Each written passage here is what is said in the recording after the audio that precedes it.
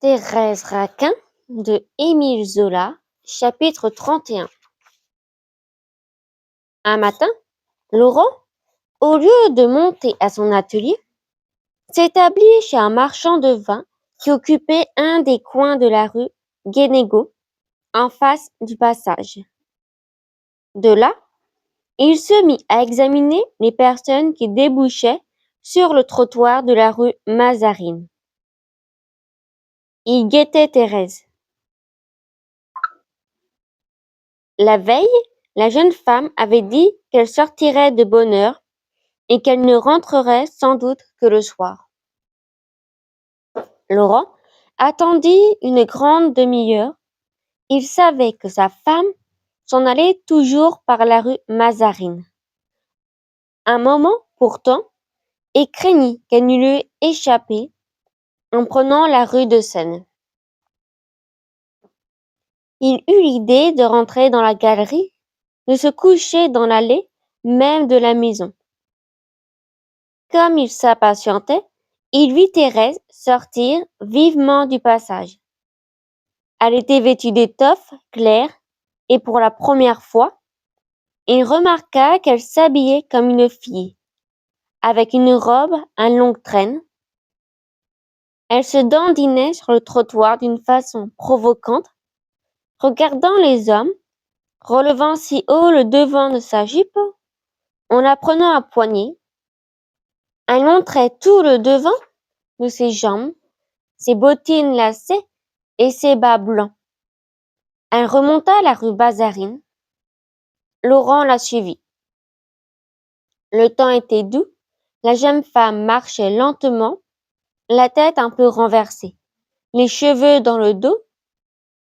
Les hommes qui l'avaient regardée de face se retournaient pour la voir par derrière. Elle prit la rue de l'École de médecine. Laurent fut terrifié. Il savait qu'il y avait quelque part près de là un commissariat de police. Il se dit qu'il ne pouvait plus douter que sa femme allait sûrement le livrer. Alors, il se promit de s'élancer sur elle si elle franchissait la porte du commissariat, de la supplier, de la battre, de la forcer à se taire. Au coin de la rue, elle regarda un sergent de ville qui passait. Il trembla de lui voir aborder ce sergent de ville. Il se cacha dans le creux d'une porte, saisi de la crainte soudaine d'être arrêté sur le champ, s'il se montrait. Cette course fut pour lui une véritable agonie.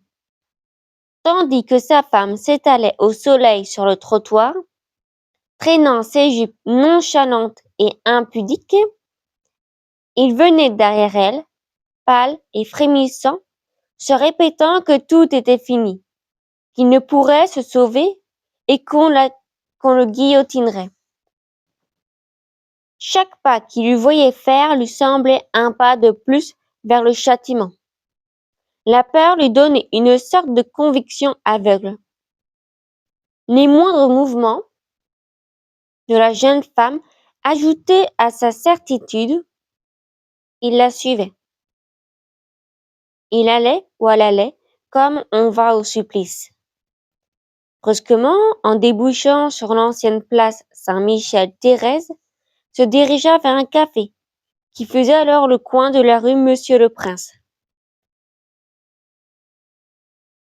Elle s'assit au milieu d'un groupe de femmes et d'étudiants, à une des tables posées sur le trottoir. Elle donna familièrement des poignées de main à tout ce monde.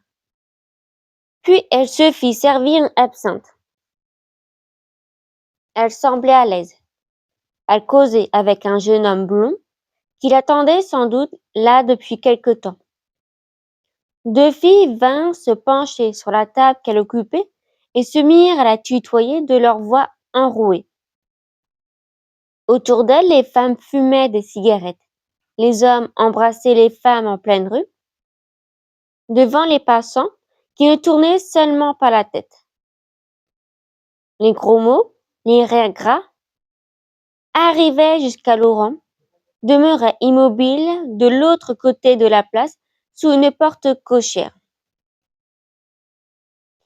Lorsque Thérèse eut achevé son absinthe, elle se leva, prit le bras du jeune homme blond et descendit la rue de la Harpe. Laurent les suivit jusqu'à la rue Saint-André-des-Arts. Là, il les vit entrer dans une maison meublée. Il resta au milieu de la chaussée, les yeux levés, regardant la façade de la maison. Sa femme se montra un instant à une fenêtre ouverte du second étage. Puis il crut distinguer les mains du jeune homme blond qui se glissaient autour de la taille de Thérèse. La fenêtre se ferma avec un bruit sec. Laurent comprit, sans attendre davantage, et il s'en alla tranquillement, rassuré, heureux. Bah, se dit-il, en descendant vers les quais. Cela vaut mieux. Comme ça, elle a une occupation. Elle ne songe pas à mal. Elle est diablement plus fine que moi.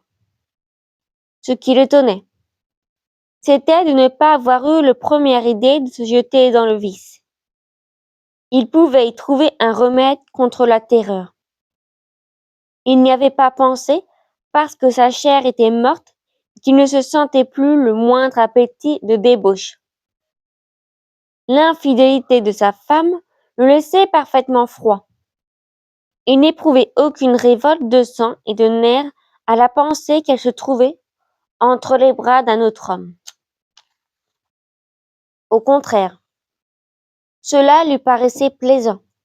Il lui semblait qu'ils avaient suivi la femme d'un camarade, et il riait du bon tour que cette femme jouait à son mari. Thérèse lui était devenue étrangère à ce point qu'il ne l'entendait plus vivre dans sa poitrine. Il l'aurait vendue et livrée 100 fois pour acheter une heure de calme. Il se mit à flâner, jouissant de la réaction brusque et heureuse qui venait de le faire passer de l'épouvante à la paix.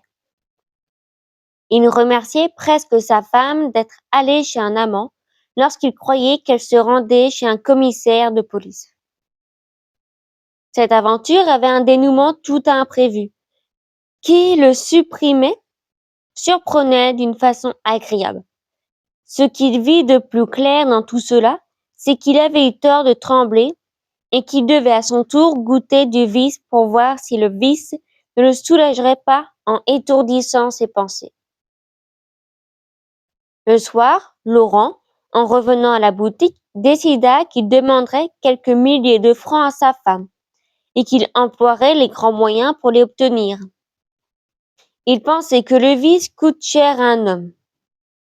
Il enviait vaguement le sort des filles qui pouvaient se vendre. Il attendit patiemment Thérèse, qui n'était pas encore rentrée. Quand elle arriva, il joua la douceur, il ne lui parla pas de son espionnage du matin. Elle était un peu grise. Il s'échappait de ses vêtements mal rattachés, cette senteur âcre de tabac et de liqueur qui traîne dans les estiminets. Éreintée, la face marbrée de plaques, livide, elle chancelait toute alourdie par la fatigue honteuse de la journée. Le dîner fut silencieux. Thérèse ne mangea pas. Au dessert, Laurent posa les coudes sur la table et lui demanda carrément 5 000 francs. Non, répondit-elle avec une sécheresse. Si je te les laisse libres, tu nous mettrais sur la paille. Ignores-tu notre position? Nous allons tout droit à la misère. C'est possible, répondit-il tranquillement. Cela m'est égal. Je veux de l'argent. Non, 1000 fois non. Tu as quitté ta place. Le commerce de mercerie ne marche plus du tout. Ce n'est pas avec les 30 de ma dot que nous pouvons vivre. Chaque jour, j'entame le capital pour te nourrir, te donner les 100 francs pour moi que tu m'as arrachés. Tu n'auras pas d'avantage, entends-tu? C'est inutile. Réfléchis, ne refuse pas comme ça. Je te dis que je veux 5 000 francs et je les aurai. Tu me les donneras quand même. » Cet entêtement tranquille irrita Thérèse et acheva de la saouler. « Ah, je sais, » cria-t-elle. « Tu veux finir comme tu as commencé, il y a 4 ans, que nous t'entraînons. Tu n'es venu chez nous que pour manger et pour boire, et, depuis ce temps, tu es à notre charge. Monsieur ne fait rien, monsieur s'est arrangé de façon à vivre à mes dépens, les bras croisés. Non, tu n'auras rien, pas un sou. Veux-tu que je te le dise? Eh bien, tu es un... » Et elle dit le mot. Laurent se mit à rire en haussant les épaules. Il se contenta de répondre. Tu apprends de jolis mots dans le monde où tu vis maintenant. Ce fut la seule allusion qu'il se permit de faire aux amours de Thérèse. Celle-ci redressa vivement la tête et dit à ton aigre. En tout cas, je ne vis pas avec des assassins. Laurent devint très pâle. Il garda un instant de silence, les yeux fixés sur sa femme. Puis d'une voix tremblante, écoute, ma fille, reprit-il, ne nous fâchons pas. Cela ne voudrait rien, ni pour toi, ni pour moi. Je suis à bout de courage.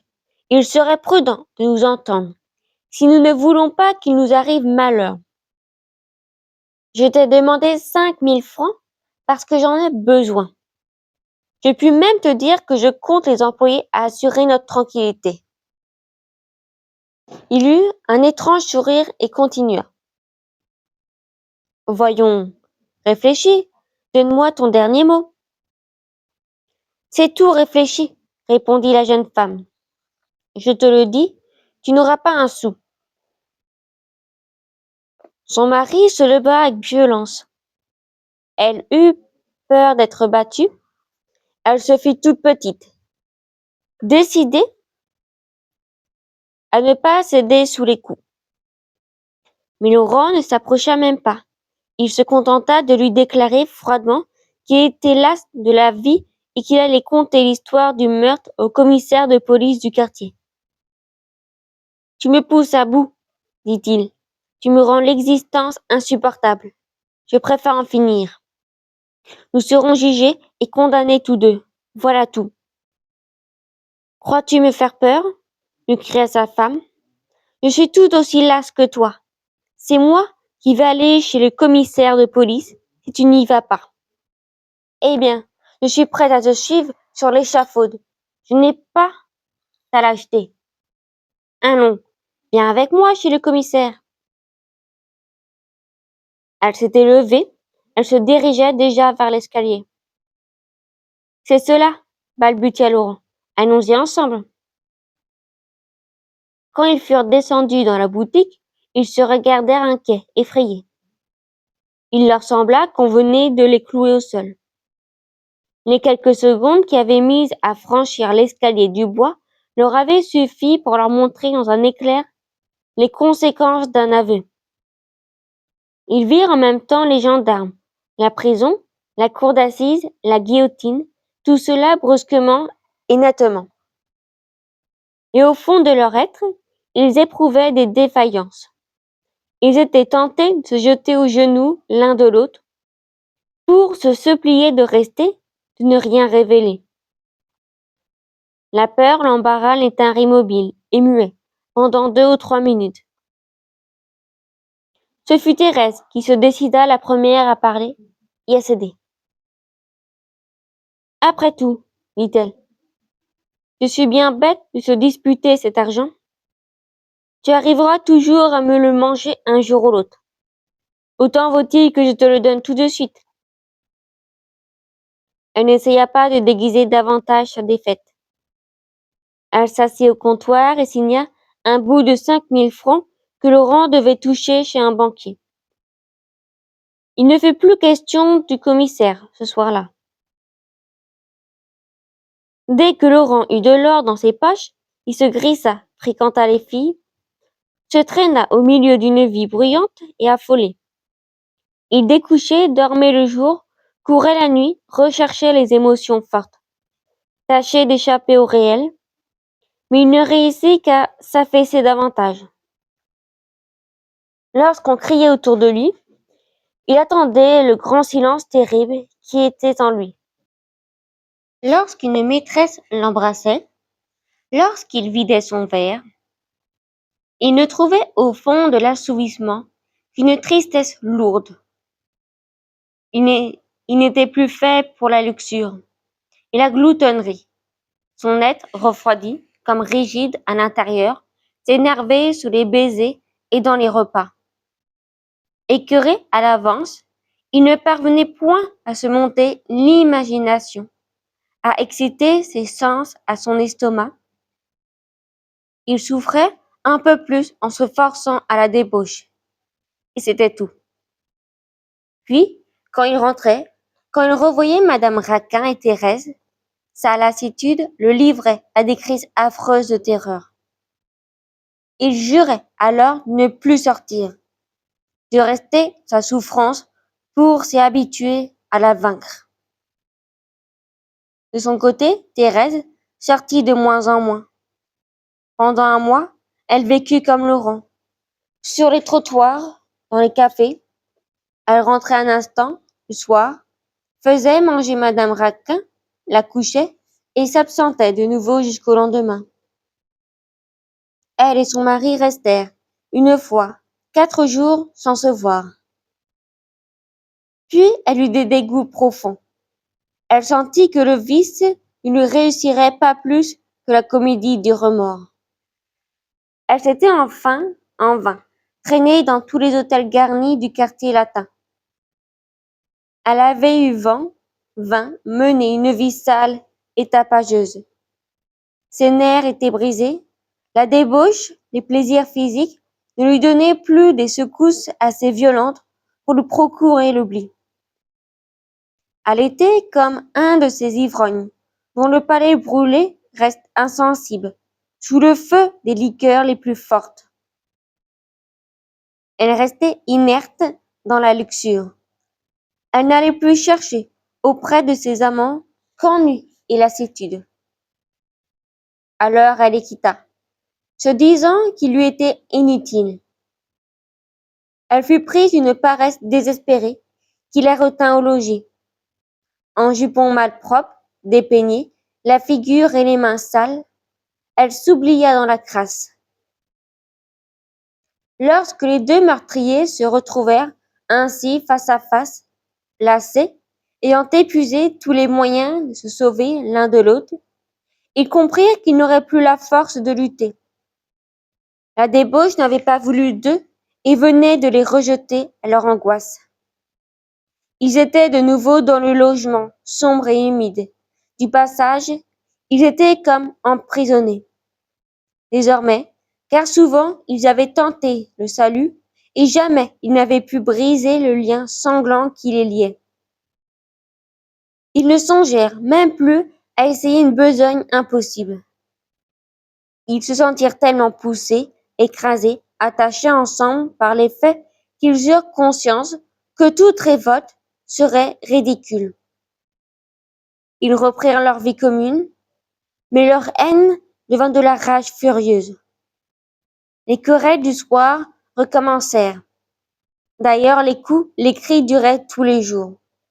À la haine vint se joindre la méfiance, et la méfiance acheva de les rendre fous. Ils eurent peur l'un de l'autre. La scène qui avait suivi la demande des 5 000 francs se reproduisit bientôt matin et soir. Leur idée fixe était qu'ils voulaient se livrer mutuellement. Ils ne sortaient pas de là. Quand l'un d'eux disait une parole, faisait un geste, l'autre s'imaginait qu'il avait le projet d'aller chez le commissaire de police. Alors ils se battaient ou ils s'imploraient.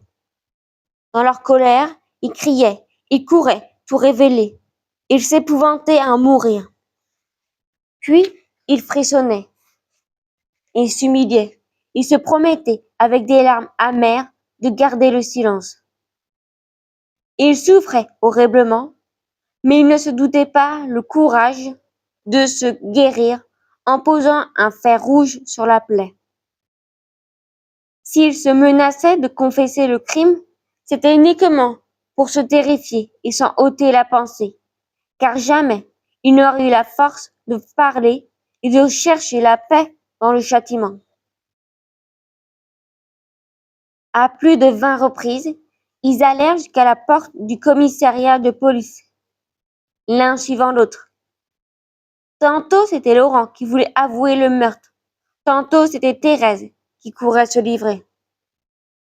Ils se rejoignaient toujours dans la rue, et ils se décidaient toujours à attendre encore, après avoir échangé des insultes et des prières ardentes. Chaque nouvelle crise les laissait plus soupçonneux et plus farouches. Du matin au soir, ils s'espionnaient. Laurent ne quittait plus le logement du passage et Thérèse ne le laissait plus sortir seul. Leurs soupçons les épouvantent, les aveux les rapprochèrent, les unirent d'une intimité atroce. Et jamais, depuis leur mariage, ils n'avaient vécu si étroitement, liés l'un à l'autre, et jamais ils n'avaient tant souffert. Mais, malgré les angoisses qu'ils s'imposaient, ils ne se quittaient pas des yeux. Ils aimaient mieux endurer les douleurs les plus cuisantes que se séparer pendant une heure. Si Thérèse descendait à la boutique, Laurent la suivait, pas crainte qu'elle ne causât avec une cliente. Si Laurent se tenait sur la porte, regardant les gens qui traversaient le passage, Thérèse se plaçait à côté de lui, pour voir s'il ne parlait à personne. Le jeudi soir, quand les invités étaient là, les meurtriers s'adressaient des regards suppliants. Ils s'écoutaient avec terreur, s'entendant chacun à quelque aveu de son complice, donnant une phrase commencée de sens compromettant. Un tel état de guerre ne pouvait durer davantage. Thérèse et Laurent en arrivèrent, chacun de son côté, à rêver d'échapper par un nouveau crime aux conséquences de leur premier crime. Il fallait absolument que l'un d'eux disparût pour que l'autre goûtât quelque repos. Cette réflexion leur vint en même temps. Tous deux sentirent la nécessité pressante d'une séparation. Tous deux voulurent une séparation éternelle. Le meurtre qui se présenta à leurs pensées leur sembla naturel, fatal, forcément mené par le meurtre de Camille. Ils ne le discutèrent même pas. Ils en acceptèrent le projet comme le seul moyen de salut. Laurent décida qu'il tuerait Thérèse, parce que Thérèse le gênait, qu'elle pouvait le perdre d'un mot et qu'elle lui causait des souffrances insupportables. Thérèse décida qu'elle tuerait Laurent pour les mêmes raisons. La solution bien arrêtée d'un assassinat les calma un peu. Ils firent leurs dispositions. D'ailleurs, ils agissaient dans la fièvre sans trop de prudence. Ils ne pensaient que vaguement aux conséquences probables d'un meurtre commis, sans que la fuite et l'impunité fussent assurées. Ils sentaient invinciblement le besoin de se tuer. Ils obéissaient à ce besoin, en brute furieuse. Ils ne se seraient pas livrés pour leur premier crime. Ils avaient dissimulé avec tant d'habileté, et ils risquaient la guillotine, et en commettant un second, ils ne songeaient seulement pas à cacher. Il y avait là une contradiction de conduite qu'ils ne voyaient même point. Ils se disaient simplement que s'ils parvenaient à fuir, ils iraient vivre à l'étranger. Après avoir pris tout l'argent, Thérèse, depuis 15 à 20 jours, avait retiré les quelques milliers de francs qui restaient de sa dot et le tenait enfermé dans un tiroir que Laurent connaissait. Ils ne se demandèrent pas un instant ce que deviendrait Madame Raquin. Laurent avait rencontré quelques semaines auparavant un de ses anciens camarades de collège, alors préparateur chez un chimiste célèbre qui s'occupait beaucoup de toxicologie. Ce camarade lui avait fait visiter le laboratoire où il travaillait. lui montrant les appareils, les nommant les drogues. Un soir, lorsqu'il se fut décidé au meurtre, Laurent, comme Thérèse, buvait devant lui un verre d'eau sucrée, se souvint d'avoir vu dans ce laboratoire un petit flocon de grès contenant de l'acide prussique. En se rappelant ce que lui avait dit le jeune préparateur sur les effets terribles de ce poison, qui foudroie et laisse peu de traces, il songea que c'était là le poison qu'il lui fallait. Le lendemain, il réussit à s'échapper. Il rendit visite à son ami et, pendant que celui-ci avait le dos tourné, il vola le petit flacon de grès. Le même jour, Thérèse profita de l'absence de Laurent pour faire repasser un grand couteau de cuisine, avec lequel on cassait le sucre et qui était tout ébréché. Elle cacha le couteau dans un coin du buffet. Fin du chapitre 31.